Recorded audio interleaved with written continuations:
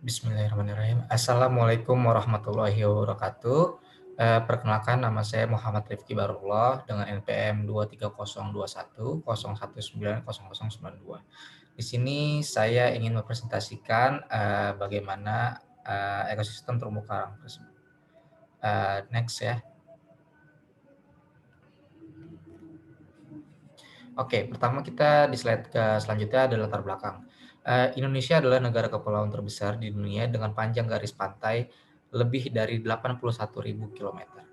Terumbu karang yang luas melindungi kepulauan Indonesia. Terumbu karang di Indonesia memiliki estimasi 51% di Asia dan 18% di dunia yang berada di perairan Indonesia. Ekosistem terumbu karang merupakan bagian dari ekosistem laut yang penting karena menjadikan sumber kehidupan bagi beraneka ragam biota laut lainnya. Di sini tujuan saya untuk membuat PowerPoint ini untuk memenuhi tugas akhir praktikum ekologi laut tropis. Nah, ini pengertian terumbu karang sendiri. Pengertian terumbu karang sendiri adalah struktur di dasar laut yang berupa deposit kalsium karbonat di laut yang dihasilkan terutama oleh hewan karang. Karang sendiri adalah hewan tak bertulang belakang yang termasuk dalam film Coelenterata atau Cnidaria. Pada dasarnya, karang terbentuk dari endapan-endapan masif kalsium karbonat yang dihasilkan oleh organisme karang pembentuk terumbu karang. Dari film Cnidaria, Ordo Coelentina, yang hidup bersimbiosis dengan zooxanthellae, dan sedikit tambahan dari algae berkapur serta organisme lain yang menyereksi kalsium karbonat. Di sini ada karang atau koral, di mana terdapat dua ya foto. Pertama itu yang kiri ada karang hermatipik, dan selanjutnya ada komponen utama terumbu karang. Selanjutnya ada reproduksi terumbu karang. Yang pertama, reproduksi terumbu karang ini dibagi menjadi dua menurut sumber yang saya baca. Yang pertama itu ada reproduksi aseksual, yang kedua ada reproduksi seksual. Untuk reproduksi aseksual ini tuh apa sih? Reproduksi aseksual pada terumbu karang ini tidak melibatkan peleburan gamet jantan, sperma, dan gamet betina, ovum. Dan selanjutnya reproduksi seksual ini adalah reproduksi yang melibatkan peleburan sperma dan ovum, atau biasa disebut dengan fertilisasi. Nah, selanjutnya ada fungsi ekologis dari terumbu karangnya itu sendiri. Yang pertama, kita dapat baca bersama-sama sebagai tempat memijah, mengumpulkan organisme laut untuk meningkatkan efisiensi penangkapan, daerah asuhan bagi biota laut dan sebagai sumber plasma darah, sebagai sumber makanan dan bahan baku substansi bioaktif yang berguna dalam farmasi dan kedokteran. Nah, selanjutnya ini ada faktor-faktor pembatas pada terumbu karang. Yang pertama itu ada upwelling. Secara alami, badan air yang stabil mempunyai karakteristik bersalinitas tinggi dan bersuhu rendah pada lapisan yang lebih dalam. Akibat dinamika massa air yang disebabkan oleh arus, kondisi batimetri dan faktor-faktor lain yang menyebabkan fenomena upwelling. Selanjutnya ada cahaya matahari. Cahaya matahari sendiri merupakan energi utama di alam ini. Demikian pula bagi terumbu karang. Cahaya matahari diperlukan oleh zooxanthellae yang merupakan alga mikroskopik bersel tunggal dalam menghasilkan oksigen bagi pertumbuhan terumbu karang. Selanjutnya yang ketiga ada kejernihan air. Kejernihan air ini karang batu yang hidup di bawah permukaan air memerlukan air laut yang bersih dari kotoran-kotoran. Oleh karena benda-benda yang terdapat di dalam air dapat menghalangi masuknya cahaya matahari itu sendiri, yang diperlukan untuk zooxanthellae. Terus selanjutnya ada kedalaman.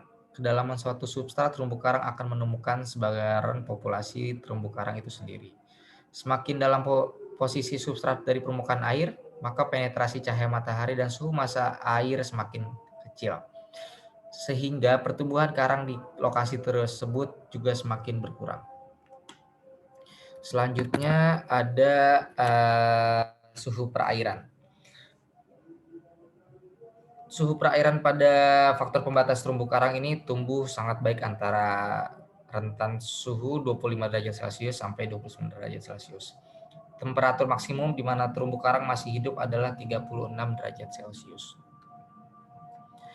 Selanjutnya ada salinitas air laut.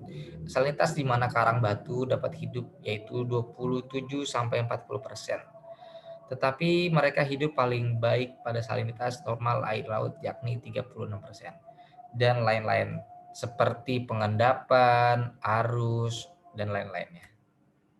Nah, di sini ada jenis-jenis terumbu karang yang saya dapat jelaskan, yaitu jenis-jenis terumbu karang berdasarkan tempatnya.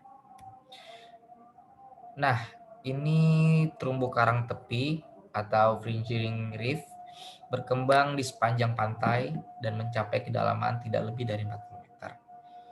Tumbuh ke atas atau ke arah permukaan. Selanjutnya ada terumbu karang penghalang atau barrier reef. Terletak di berbagai jarak kejauhan dari pantai dan dipisahkan dari pantai tersebut oleh dasar laut yang terlalu dalam untuk pertumbuhan karang batu. Yang terakhir atau yang ketiga ada terumbu karang cincin atau atolls.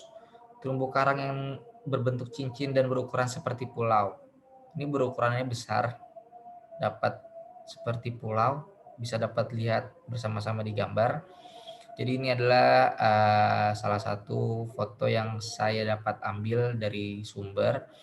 Ya, ini adalah karang cincin. Memang begitu besar ya. Jadi ini seperti pulau. Ini tuh kalau misalnya terumbu karang cincin ini banyak ditemukan di daerah tropis Samudra Atlantik. Nah, selanjutnya ini ada ancaman-ancaman terhadap ekosistem terumbu karang. Ada apa aja sih ancaman-ancaman tersebut itu? Yang pertama itu adalah praktik penangkapan daerah racun dengan racun dan bahan peledak. Dan bahan-bahan peledak ini dapat kita lihat pada gambar yang di bawah ini. Ini adalah nelayan yang menggunakan bahan peledak. Ini dapat mengancam terhadap ekosistem terumbu karang atau mengancam pada biota-biota lain yang ada di kehidupan laut lainnya. Terus yang keduanya adalah pembuangan sampah dan limbah ke laut. Ini adalah juga menjadi salah satu faktor ancaman yang dilakukan oleh ulah jahat tangan manusia itu sendiri. Ada penambangan pemukiman dan ada global warming. Nah, ini adalah beberapa contoh dari pantai yang tercemar akibat dari tadi ancaman-ancaman yang tidak dapat kita ituan. Pantai yang tercemar. Ini ada yang pertama, 2, 3, keempat.